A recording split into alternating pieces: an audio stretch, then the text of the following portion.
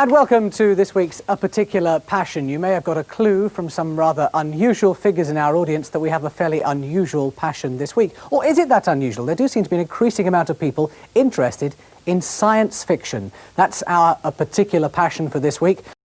Now that gets us going on science fiction. Let's now turn to another Doctor. And this is the one who introduced many of us to science fiction on television. Do you remember those Saturday afternoons after Dixon of Dock's Green? The first Doctor Who. And of course that was on before Dixon of Dock Green, wasn't it? Not after Dixon of Dock Green. I mean, I didn't know because I'm far too young to realise these things. But Doctor Who enthusiasts will be able to see more because that first series is due to be shown soon on BSB's Galaxy channel. Now we have some great Doctor Who fans here in the audience. We also have a rather tasty-looking Cyberman who's keeping guard over them. And with me here is Jeremy Bentham, one of the founders of the Doctor Who Appreciation Society and author of Doctor Who The Early Years, and also David Howe, who's a major fan and a collector. I'll go to Jeremy first of all. As a founder member of the Doctor Who Appreciation Society and a former editor of the magazine, the official magazine, what age were you when Doctor Who started? Oh, I was 7. So you were one of the very earliest converts? Yes, the very first one. People often ask, why did you get into Doctor Who as opposed to any other programme? And it's an answer I've tried to come up with a dozen times. I think it's just a combination of being the right age at the right time in the right era. We were the first of the television generation, the first of the people who would be whose ideas would be influenced by television.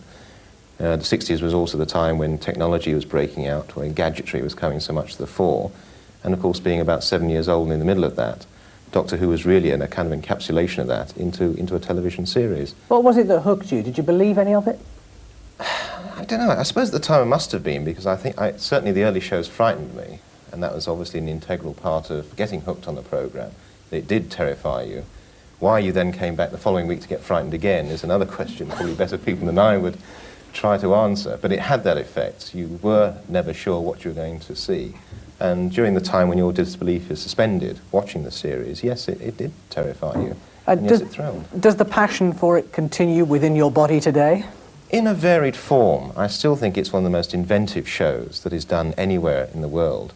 It's one of the few shows which... Well, even with all those cardboard sets and things they have, I mean, Well, the cardboard set is really a hangover from the time when people could genuinely make jokes about the series in that fashion. There's so much more that's been done to it in terms of how it's made now, which it is, in all essence, a drama series, just as any other drama series put out on television is.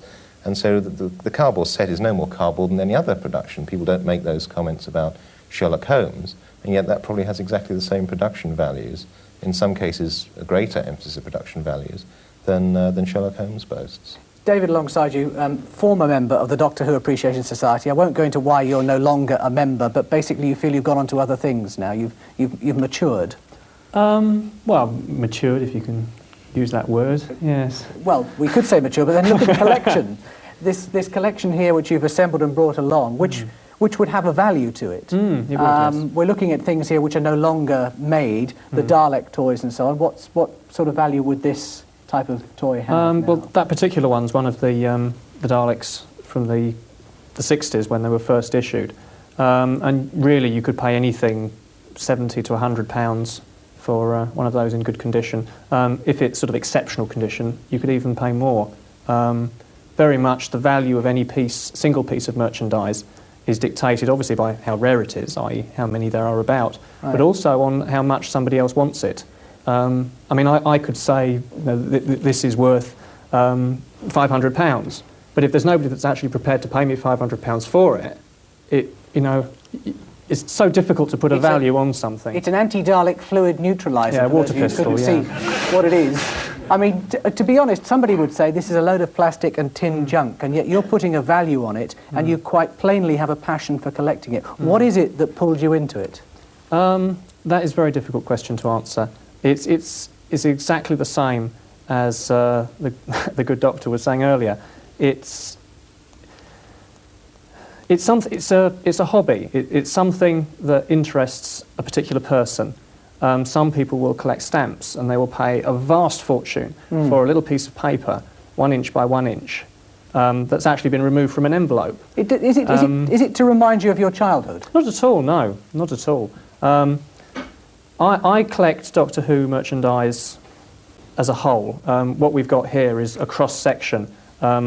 We've got the Dalek Toys, there's records, there's underpants. Is that a TARDIS in your pocket, or are you just pleased to see me? There's sweets, books, a radio here. It covers everything. Obviously, some people would only collect the Daleks because they're the Clockwork Toys. Some people would only collect the books. But you see, you can't even use your fluid neutraliser, can you? Because you've got to keep it wrapped up in there to keep it in mint condition. That's right, yes. Yeah. Yes. It's a great shame, isn't it? You can't a... actually play with these things. Why would you want to? Well, I thought that's why they sold them in the first place. I think we'll end it just there. Listen, thank you for joining us so far. I don't want to finish on Doctor Who just there, because come across here, I want you to meet someone who's rather famous from the land of Doctor Who. Now, down here we have a man called John Leeson. This is John. Good afternoon, Mike Smith. Are you the new doctor? This is John up here, actually, because John was the voice behind K9. So they tell me. Now, how many years were you K9 for? I was K9 for 2 years out of 3. David Brierley took over for the middle season.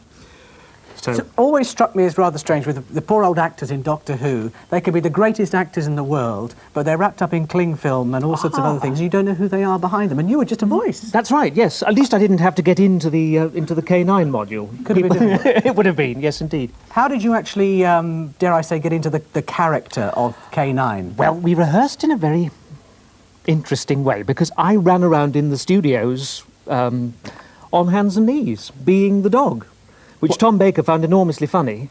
Well, might. But it actually got the relationship going between master and servant. And there's no electronic trickery on the voice? There was originally. Then they found the actor could do the job for himself. So I just did the voice, put it up a bit like that, and clipped it. They wanted to keep the idea of this wonderful creature having a little voice coming out of a tiny little elliptical speaker, such as you might find in something this size. I think all that I think information. It's marvellous. and I energy. would like to say thank you to the Doctor Who travelling show at Longleat, who loaned us that large K9 there, and also the Cyberman at the back of the audience here. Thank you for coming along here. Now, we've got some Star Trek fans also with us today, because we can't go through science fiction without mentioning Star Trek. Presumably you think you're a lot better than the Doctor Who fans? No. Not necessarily. We're another branch of the same area of interest. So you would admit to an interest in Doctor Who as well? Oh, yes. What exactly are you here? This character I can't remember from Star Trek. This is from the Next Generation. It's a modern Klingon. A modern Klingon? Well, you So- see, in the motion pictures and then in the Next Generation, they went for the three-dimensional Klingon as opposed to a paint job.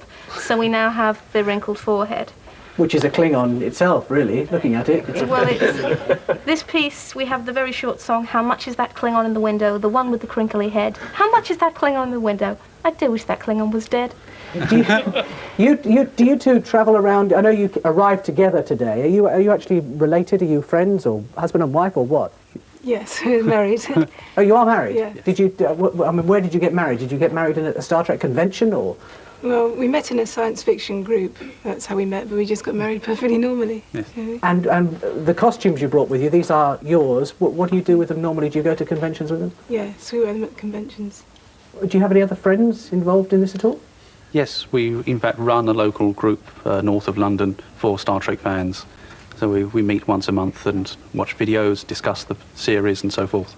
So an all-consuming passion for science fiction, and particularly Star Trek. Yes, certainly Star Trek, but also spaceflight as well. We're interested in the factual side of it as well as the fictional. Well, that's good, because that takes us on towards part 2. Do join us after the break. We're going to investigate further this particular passion with those that both collect and create and, in fact, make a living from science fiction. That's next.